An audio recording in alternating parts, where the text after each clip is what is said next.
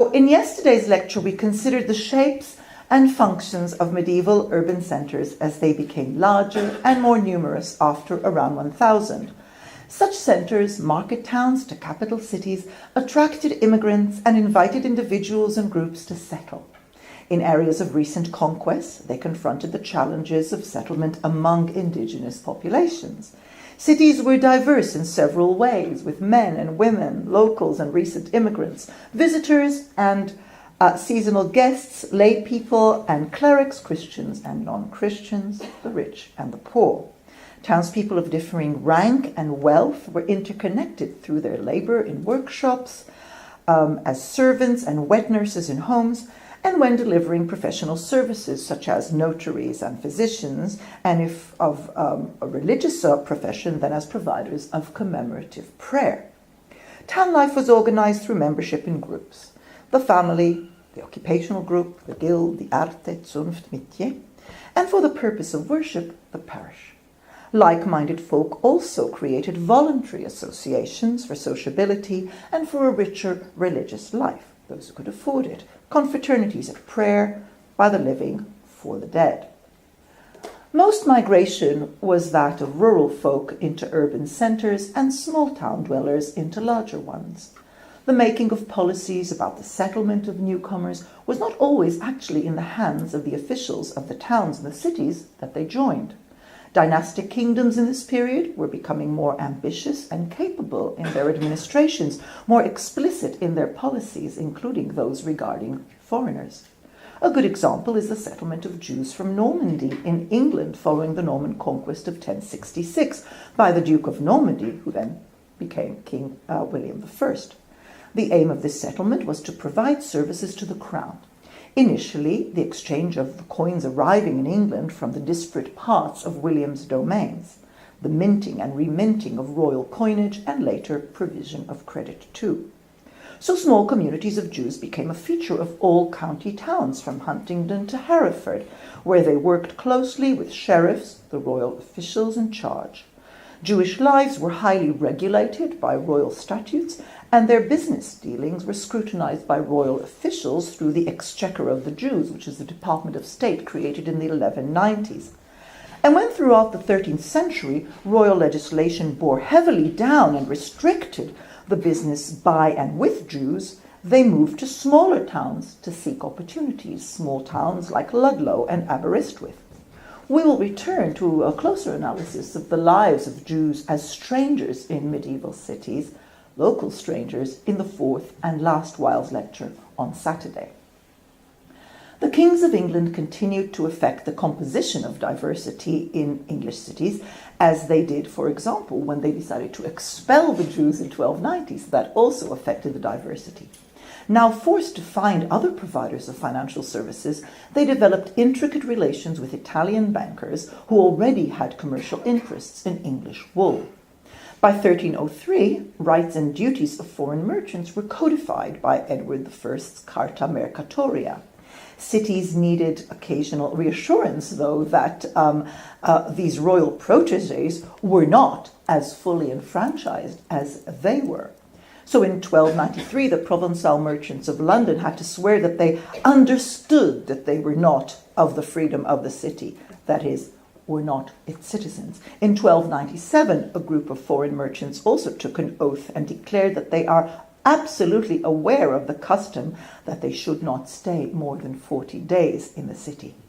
Royal policy governed entry from outside the kingdom, or attempted to, and so when political unrest in the Flemish cities resulted in large-scale banishments of weavers in the first half of the 14th century from the cities in which they dwelt, Edward III encouraged the banished to settle in England, as the very exciting research of Milan Pajic now shows. By mid-century, royal officials had developed new legal instruments for naturalization, an initiative similarly pursued by the kings of France in this period. Letters of denization, that's how it's called in England, these naturalization letters, were costly, and the English crown also occasionally extended the remit so that by 1390, those born in Ireland were also required to be naturalized if they were to enjoy the status of English. 66,000 denization letters have survived and now provide material for a really rather wonderful project run by our colleague Mark Ormrod from York, England's Immigrants, which is producing interesting historical insight as well as really useful materials for teachers and pupils. The territories of the kings of Castile and Aragon were growing apace in this period with the conquest of lands from Muslim rulers, areas with large, very large Jewish and very, very large Muslim populations. They provided cities with law codes, did the rulers, the kings, fueros, containing a wide range of rules for life in what remained for decades a set of frontier regions.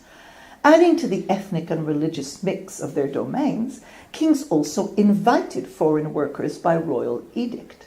The Genoese settled in Seville, first as shipbuilders in the 12th century, and from 1251 officially as merchants and financiers too. They were allowed to have their own church and neighborhood and to judge their own non-criminal cases, just as the Jews were allowed to do in England. In 1271, Alfonso X granted them also a mosque, which they could convert into a palace for their own communal uses. At the same time, Castilian merchants were seeking their own privileges to settle in Flemish and French cities. Royal intervention formed the reality of settlement for professional strangers, and to this reality, local communities that received these strangers had to adapt. Kings and territorial rulers vigorously developed privileged groups of foreign merchants and guest communities, ospiti, in their cities as drivers of economic development and the growth in royal income that followed. The Swedish ruler Birger Jarl exempted from taxes first the merchants of Lübeck, then those of Hamburg, and lastly those of Riga in a series of privileges between 1250 and 1270.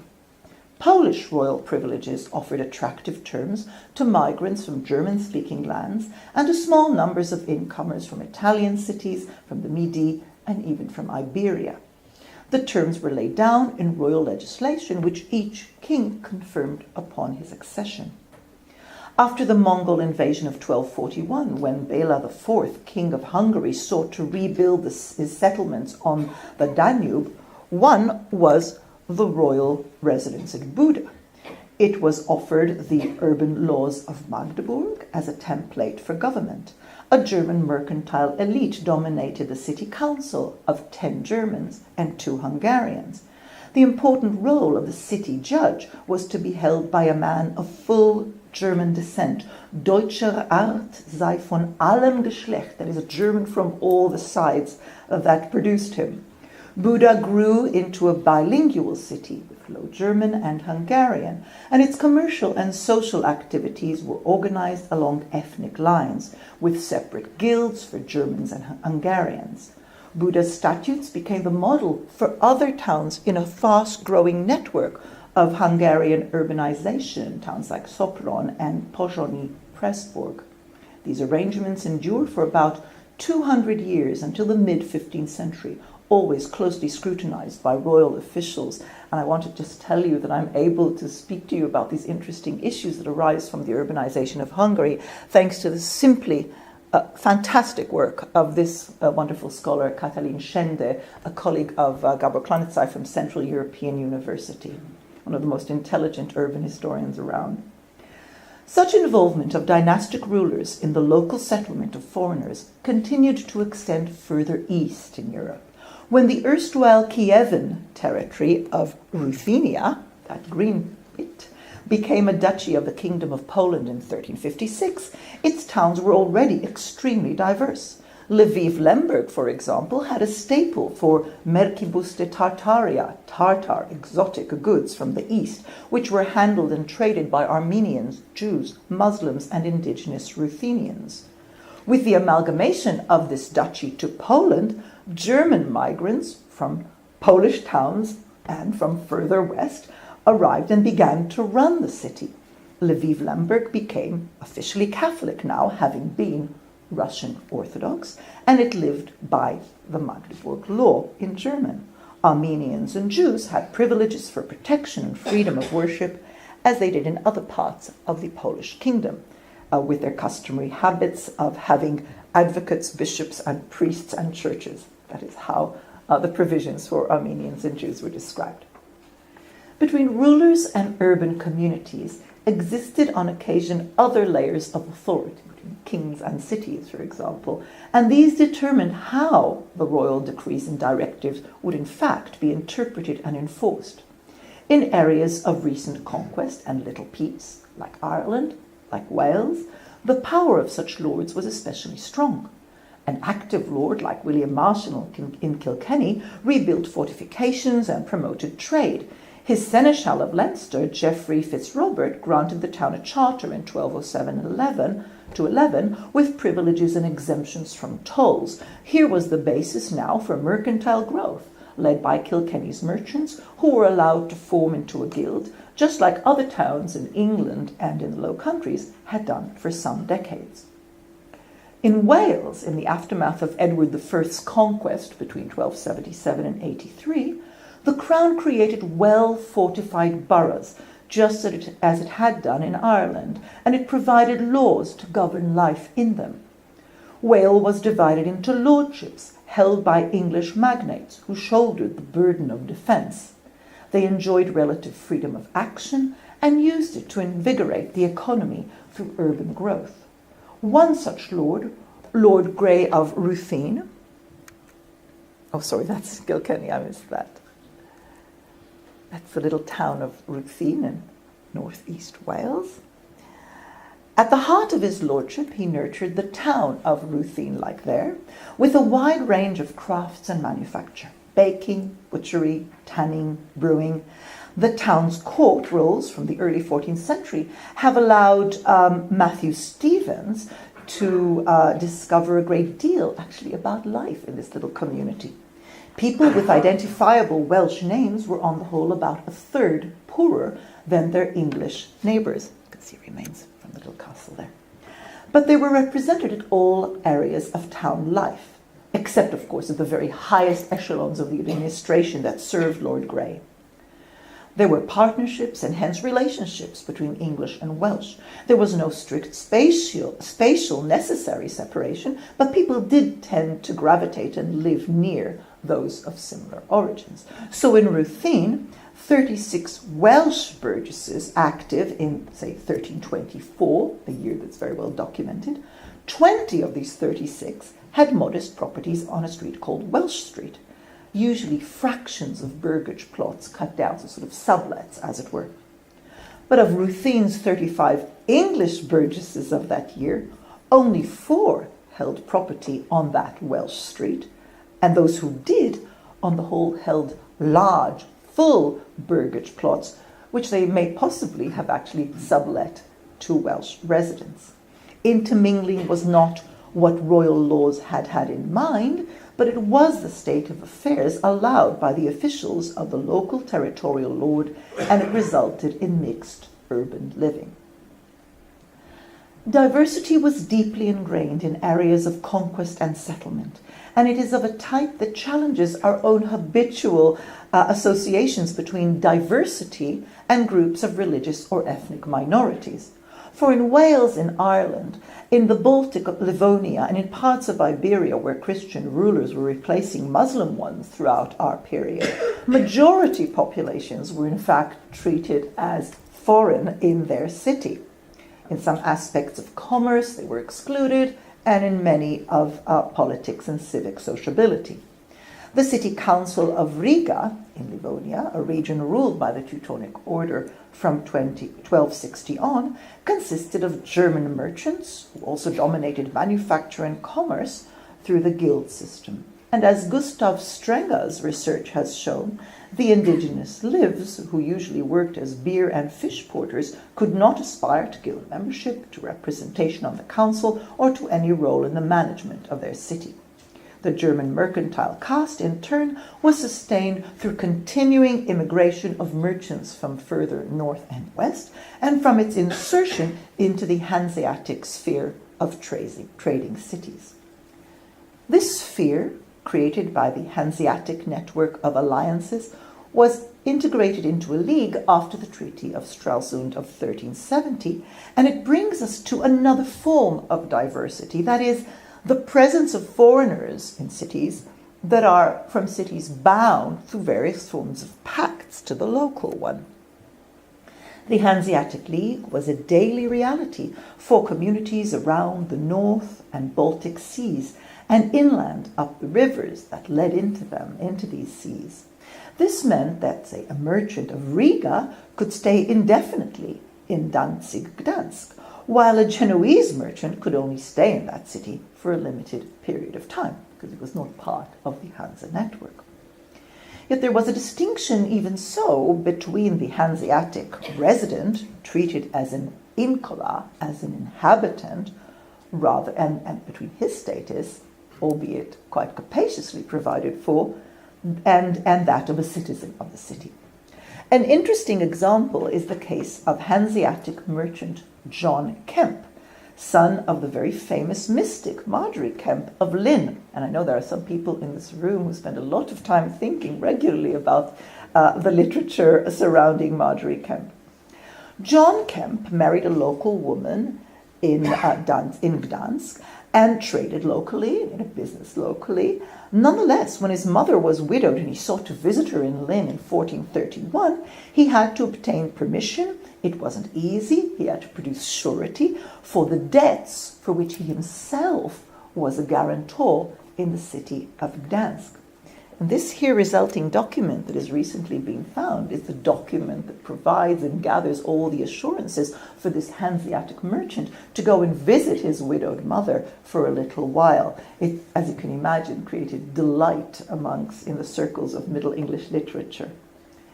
Mention of the avid pilgrim Marjorie Kemp reminds us also of the urban diversity resulting from the presence of visitors for fixed terms, like pilgrims, ambassadors, retinues of podestà being that foreign official that many Italian cities employed to run their affairs and whose term of office lasted but a few years, but they usually turned up in town with a whole retinue of family and servants.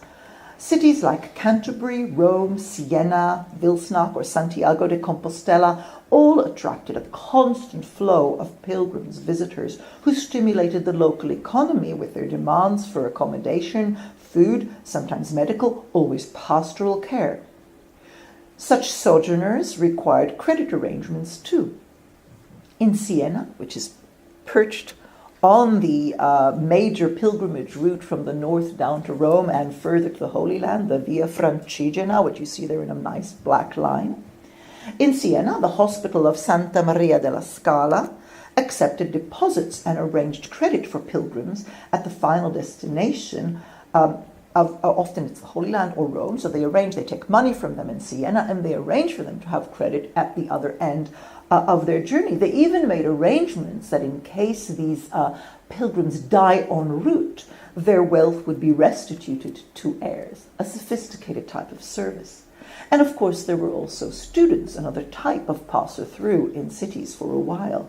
The left bank of the Seine in Paris was home to hundreds of young men studying in its schools and later the University of Paris. The crown intervened here too, with privileges and protections, control of the price of food and the price of straw. Foreign student need created new forms of provision, like the control of rent evaluation of 1231, or the charitable foundation of the Collège de la Sorbonne in 1257. Towns also made provision for the supervision of mariners on shore leave. The Oak Book of Southampton of around 1300 cites for its usage the law of the sea, the law that prevailed in northwest Europe, the role of Oléron. Mariners hire themselves to their master, and there are some of them who go ashore without leave and get drunk and make quarrels, and some of them are hurt. But the master is not bound to have them healed or to provide them with anything. On the contrary, he may out them ashore and hire another in his place. But if the master sent him on any service, that is, he's doing a chore ashore, and he wounds himself or is hurt, he shall be cured and healed at the cost of the ship. Another form of urban diversity. As you see, multiple forms of urban diversity existed in European towns and cities, and they varied by region and over time. Royal and imperial privileges guided the settlement and lives of many foreigners, and left the integration of more local migration in the hands of local authorities. Communities had to accept and manage such foreigners, whose presence could be highly beneficial to local communities, but could also raise fear of competition and resentment over privileged exemptions that they enjoyed. In the case of non-Christians, other emotions, too, were involved in attitudes. Those urban communities with greater degrees of autonomy, though, like some of the communes we discussed yesterday, deliberated and legislated their attitudes into statutes. These convey what the ruling group of the commune considered the risk and the benefits of accepting newcomers. Their statutes even imagined some strangers ultimately becoming neighbors, becoming citizens of the city fully. As the great historian of Roman law, Mario Ascheri, put it, the statutes are naturally the first sources one should confront when treating the regime to which the stranger was submitted in our cities. To these we now turn. Frederick W. Maitland commented that once a borough held a royal charter, it was free to give itself a constitution, to develop a conciliar organ, to define the modes in which burgherhood should be acquired. And so they did. Particularly plentiful and detailed statutes were created in the cities of North and Central Italy from the 12th century, incorporating privileges and local customs that were accumulated over previous centuries. The legacies of Lombard and Carolingian law combined with traditions developed by the 12th century in cities like Venice and Pisa and Pistoia and Genoa regarding taxation, the maintenance of roads, water supply, and securing the market. And as the study, teaching, and discussion of Roman law was systematized, earliest in Padua and Bologna, so were statutes for cities, collated and published, frequently updated, and soon inspiring commentaries on the statutes themselves. Cities called on experts in Roman law. I like that they're sort of sitting and writing. That's an initial to one such set of statutes. Cities called on experts in Roman law to draw up the statutes and, when necessary, to interpret them too. While historians have seen urban statutes as the epitome of the spirit of urban liberty, we are wise to think of them as products of debate and design. Italian civic leaders and legal experts developed this jus proprium, the law about local affairs, within the larger framework of the jus commune, the Roman law which held strong in all parts of the empire south of the Alps, and in other regions too. Indeed, a zone of active statute-making stretched from central North Italy and into the Midi, southern France.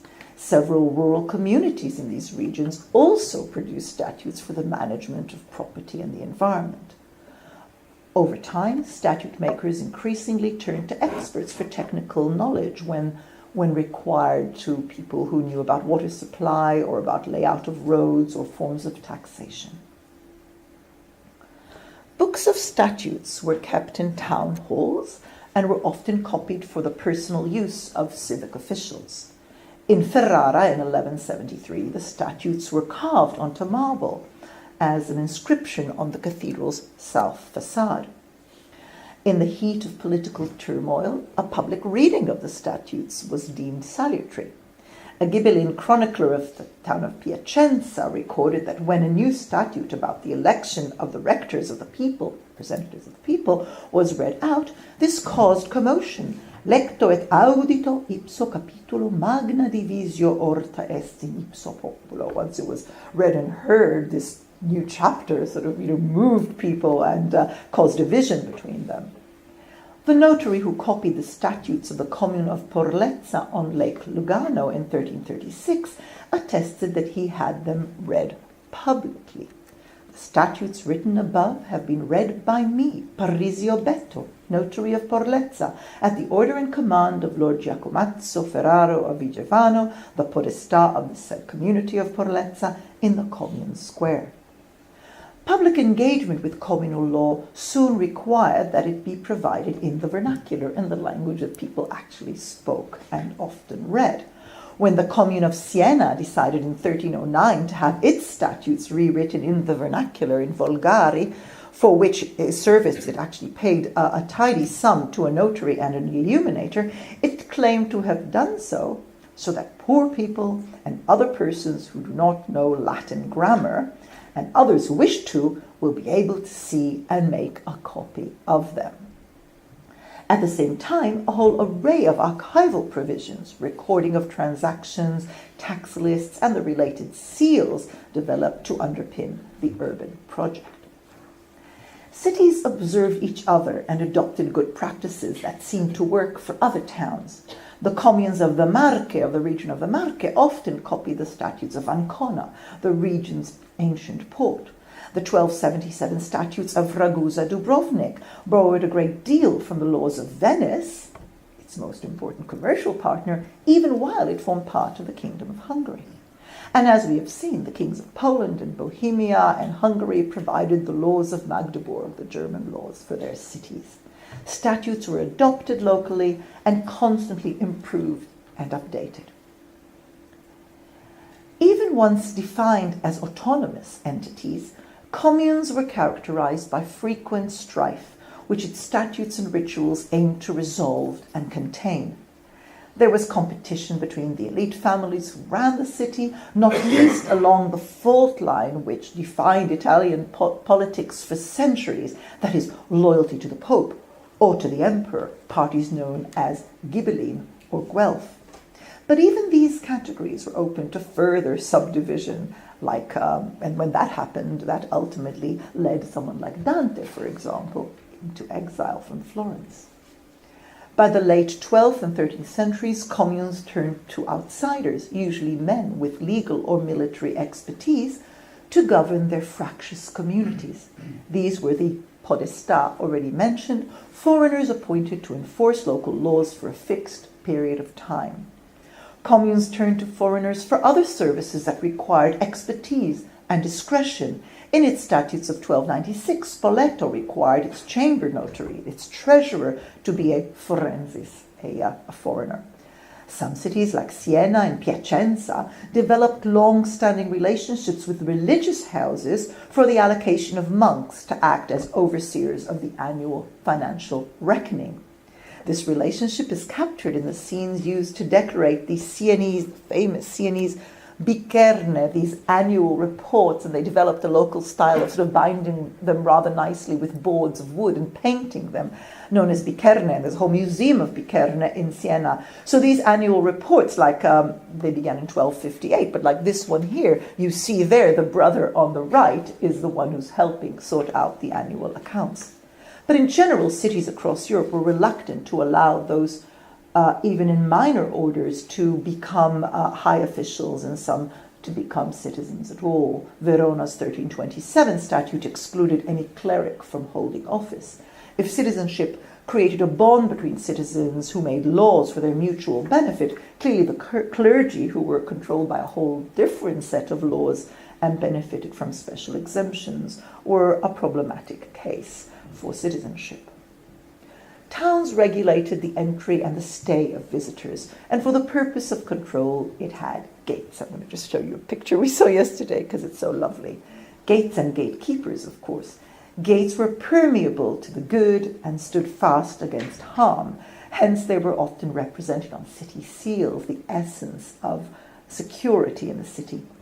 The patricians of Ypres expressed powerfully their trust in walls for safety sometime between 1320 and 1332, saying, as it is well known, that gates are needed by the city, and if the gates are open, the good people of the city would be in danger of being murdered at night and robbed of their goods. It was important to know who was coming and going, and so during the 13th century, notaries began to discuss good practices in recording citizens' names, by given and family names, so that the various types of townspeople, residents, citizens, newcomers, would be logged correctly. This is when we encounter the first list of new citizens, vecinos nuevos, in Murcia in 1165. Officials were allowed to stop and ask for a person's name and expect an answer, to enter houses and inquire into the lodging of strangers. But when a person had regular business in the town and wanted to make his home there, and the statutes always treated such a person as a man, he could embark on a process aimed at setting up a new productive household and building a home in a new place. Statutes treated this city, so I'm going to need some water here. Statutes treated their city as a collection of households led by their male heads, working, tax-paying, responsible to each other, sensible in their treatment of dependents such as servants and apprentices, and in parts of Mediterranean Europe, slaves. Hence, they were interested in the lives of family circles. They regulated dowries and the property rights of orphans. The early 13th century, of course, the remarriage of widows is a very big deal, particularly when there was danger that they'd be married off to foreigners who in turn would then remove their wealth from the city. And this was very closely observed, literally, in almost all statutes I've read. The early 13th century statutes of Lille devoted several clauses, 6 or 7 clauses, to all the intricacies and the possibilities of such an occasion. The statutes of Sassoferrato clearly stated if any woman married any foreigner or one who did not pay dues to the said commune and gave by contract or gift of her goods to him, this will not be valid at all, and the goods will remain forever obliged to yield the owed dues to the said commune. Statutes sought to regulate relations between fathers and sons, and so to discourage feuds. They also controlled the solemnity of making a will, which is, of course, very much related to relations between parents and children. In Porlezza, again, it was provided that 7 witnesses attend the testator, of whom 3 who knew the testator and who could confirm the good standing of the other witnesses. And, of course, they were also joined by 2 notaries. All this is civic business. So statutes aimed to support families led by sensible fathers, ensure that widows and orphans were fairly treated, control public behavior, and encourage parsimony. And they regularly treated forenseci or forenses too. They refer to them as people who must be watched, but who may decide to settle, migrants from villages to towns, from small towns to larger ones. Early royal urban statutes, like those for the French town of Loris in 1155, a model for many other towns, concentrated on the freedoms enjoyed by their inhabitants after a year and a day in the parish, in the new parish. Freedom from labor services that encumbered them in the countryside, from dues and tolls, and freedom to buy and sell property. They do not address the whole array of questions about status in law, treatment of foreigners that later statutes do. So these are sort of quite early in 1155, and they never quite are as detailed as our Italian ones. That's why our Italian ones are such good sources. The Italian and Southern French ones are good sources for the exploration of this subject. In order to settle, newcomers had to join the sort of households the statutes envisaged by engaging in labor, marrying locally, and adjusting to the local dialect, I imagine. The newcomers were men and women, the lifeblood of urban communities in the period of growth, as described in vivid manner by the consuls of Toulouse in 1226. Many men and women, with lords and others without lords, some with their goods, others without them, greatly improved the city of Toulouse and its suburbs, and to the community which grew and daily received them. This flow was particularly important in the region of Toulouse, of course, after decades of warfare and strife, and so becoming a citizen was made fairly simple. A free man had to say, ego volo intrare Tolosam et facere me civem Tolose. And since I want to enter Toulouse and I want to become a citizen of Toulouse. Of course, it's not so simple, but it just shows you sort of the level of accommodation. And since some were still attached to lords in their communities of origins, cities offered a route to freedom from rural obligation too, or rather envisaged that people would sort themselves out. The statutes of Valréas of 1297 protected any extraneus, foreigner, who came to live in the castrum, in the castle, in the community, against any previous lord. Perugia's statutes of 1279 also provided that anyone from our vicinity or district who stays in the city or burgh of Perugia with his family for 10 years continuously and does not owe servile homage, and against whom there are no complaints during these 10 years, will be free and unrestricted with all his goods. Here was the path to belonging: property ownership, continuous residence, hearth and family, a good reputation, and service to no other lord or city.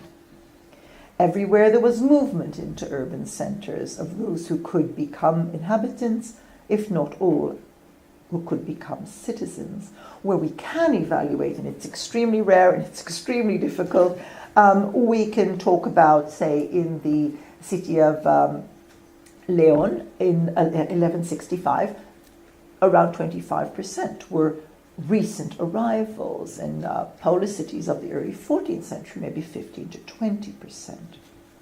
Towns were also expected people passing through for short periods and made clear the terms by which they traded. So there were some people who might begin by coming just habitually for short periods of time before deciding to stay.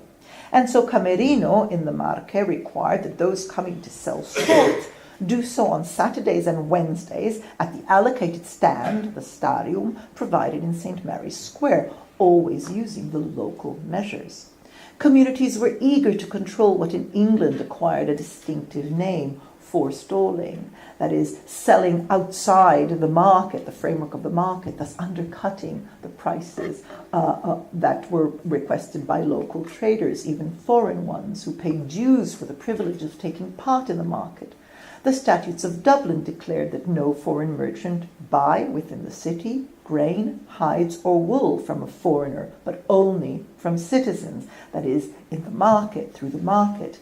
In Oxford in 1318, Royal Inquisition noted that the said merchants and foreign men came to the said town with the mentioned goods and foods to sell by their own hand in various places outside the town, and they have bought and forestalled. Like Camerino, Oxford provided a market for such strangers where they traded under supervision.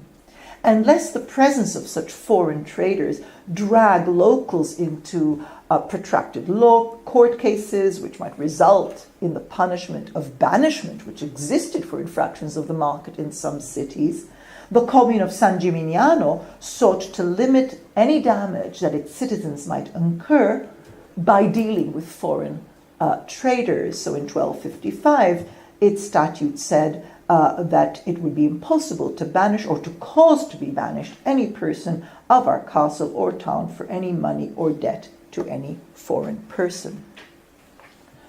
Urban communities attempted to order into categories what must have been a complex web of lives and aspirations. Most statutes recognized that those who only stayed a while with no stake in the local community posed the greatest risk. So statutes regulated taverns and inns in which strangers lodged for a while. Local householders were on the whole forbidden to offer bed and board to strangers. The statutes of Valsolda, north of Como, made this clear. And it has been deliberated and decided that no person of the said valley should accept or receive nor give lodging to any foreigner unless someone of that said valley gives a good account and security of at least 25 lire of our currency.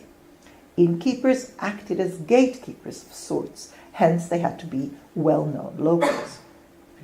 Forenses labored under several restrictions.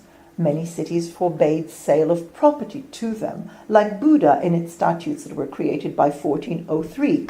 Kainburg, no burgess of Buda city should sell his goods to a foreigner. They were excluded from sharing in natural resources available to settled citizens. So in the Tuscan town of Cecina, a provision was made that a fine be levied for each of the bestie forestiere, the foreign beasts, or the beasts of foreigners, out to pasture in the settlement's wood. And the small animals, of the said foreigners, those which are being pastured in the wood of the said commune, for every head, the lord or guardian condemns, for each one that's identified as condemned as being of a foreign, belonging to a foreigner, he will pay 12 denier or denari, and for each beast 2 soldi. Similarly, the statutes of Montebuono, a town in Lazio near Rieti, made it clear that no foreigner who is not a resident of the land of Montebuono should dare to pasture his animals, both large and small, within the confines of the territory. If he did, he would be fined. Strangers who sought to become more embedded in a commune's life had to offer guarantors and so participate in the system of mutual responsibility that characterized so much of medieval communities' lives, both rural and urban. A newcomer who wished to stay and thus become a resident, a habitator or incola, had to be guaranteed by men who stood him surety.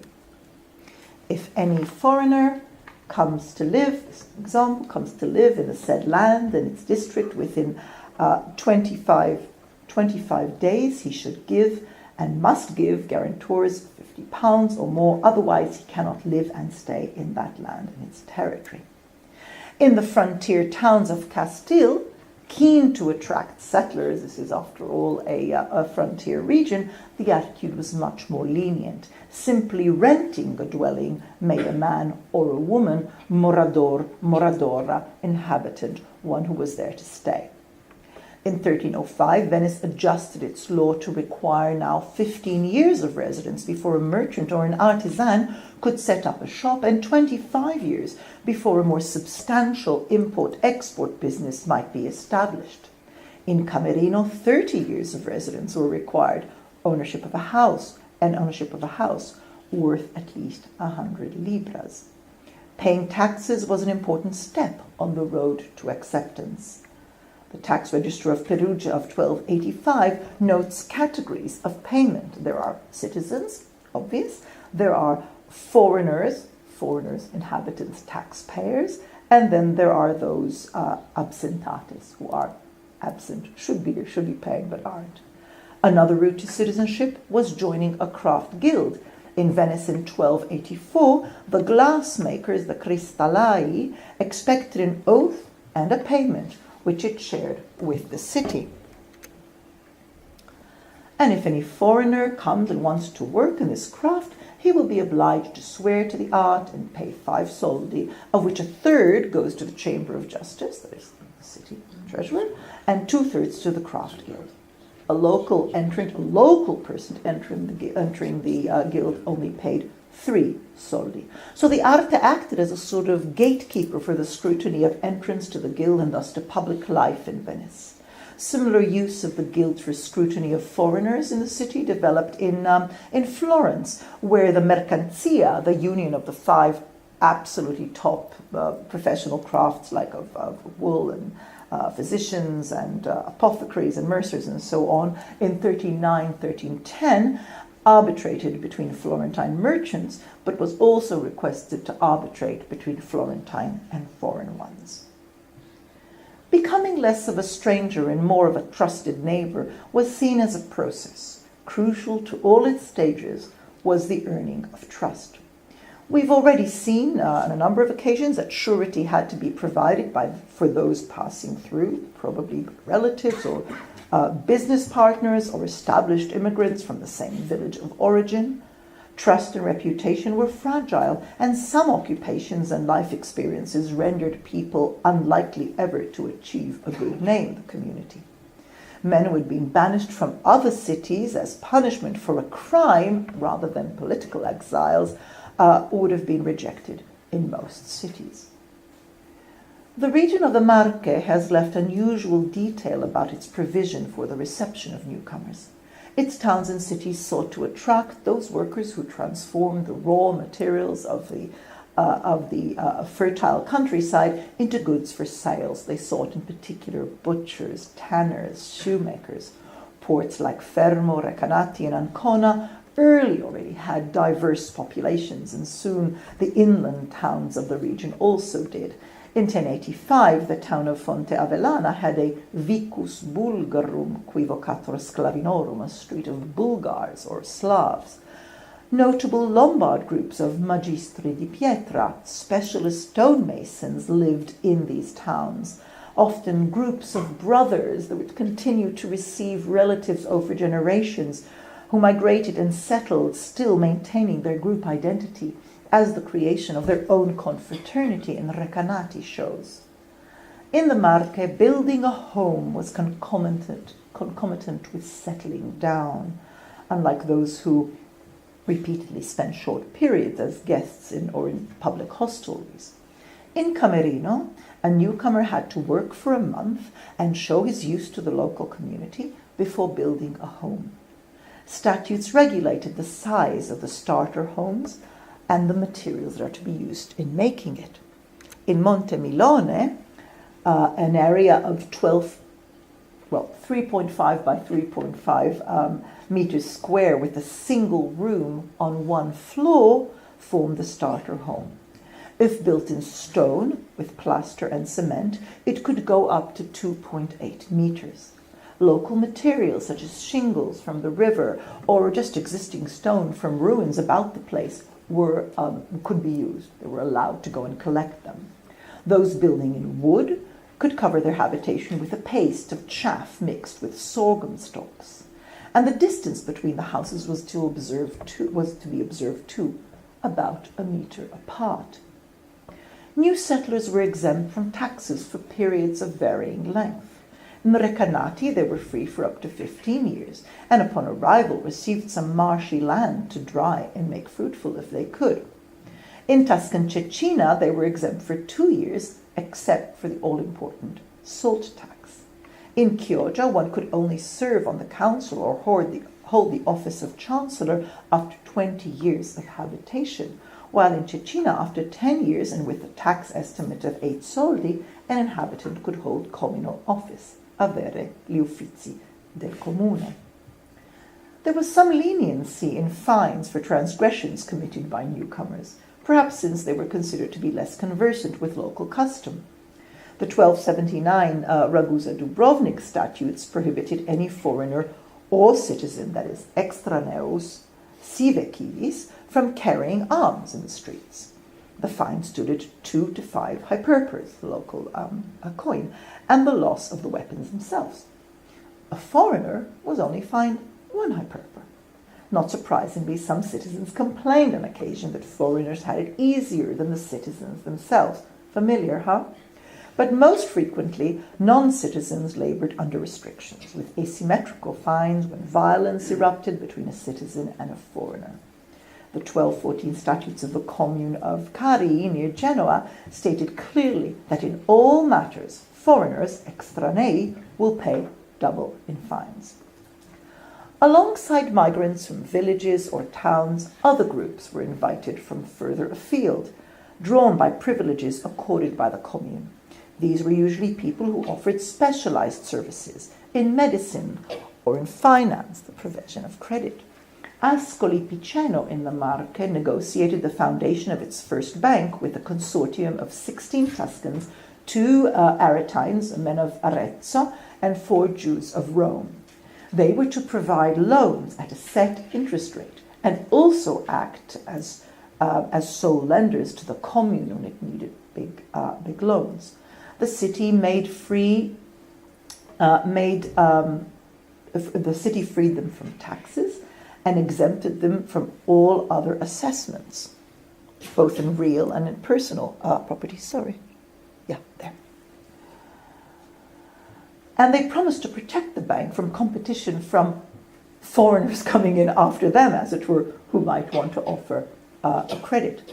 While the traditions of preaching and pastoral care drew a highly negative image of the lender at interest in the 13th century, scholars during that century, were also developing new ways of justifying such lending.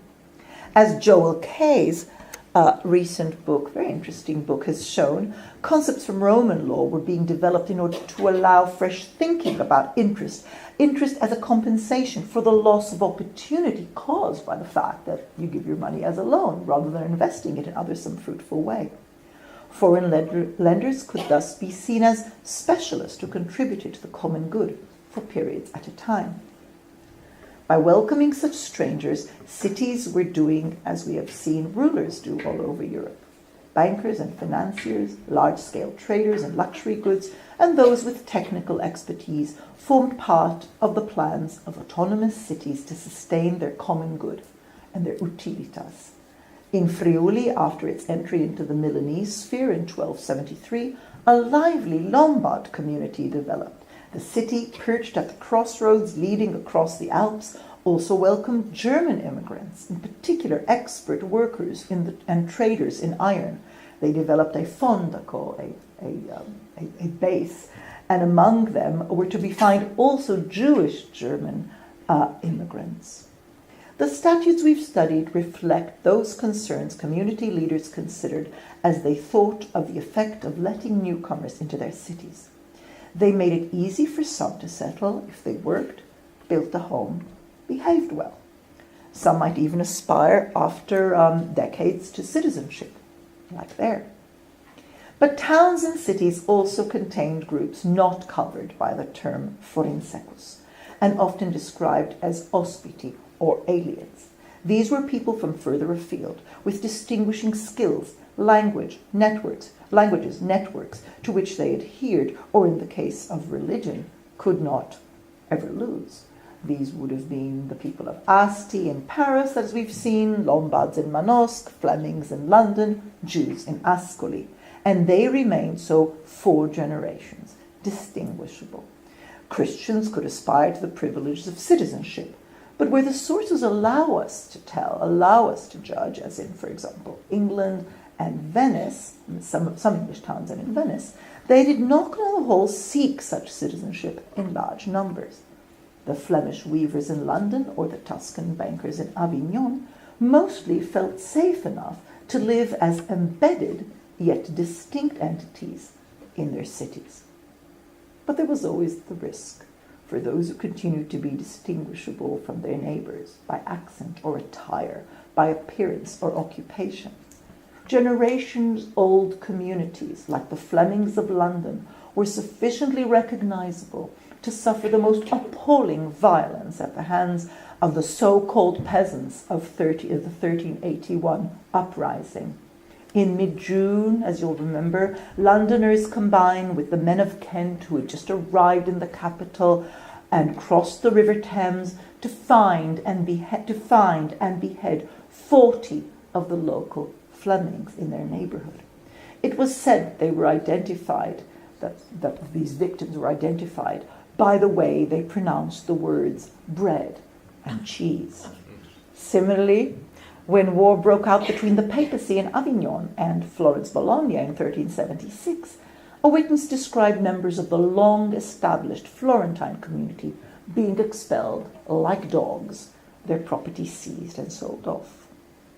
The urban sense of purpose in a period of growth enabled a certain latitude in the incorporation of forenses from nearby and forenses from further afar. Those who made rules for life imagined newcomers mobilized towards the common good in settled families, hard at work and paying their taxes. Those who chose to retain marks of difference, to mentor newly arrived relatives, to continue trading with their communities of origin, to speak their language or dialect, to worship with others like them in dedicated chapels or synagogues, were performing identities that medieval cities were large enough on the whole to contain.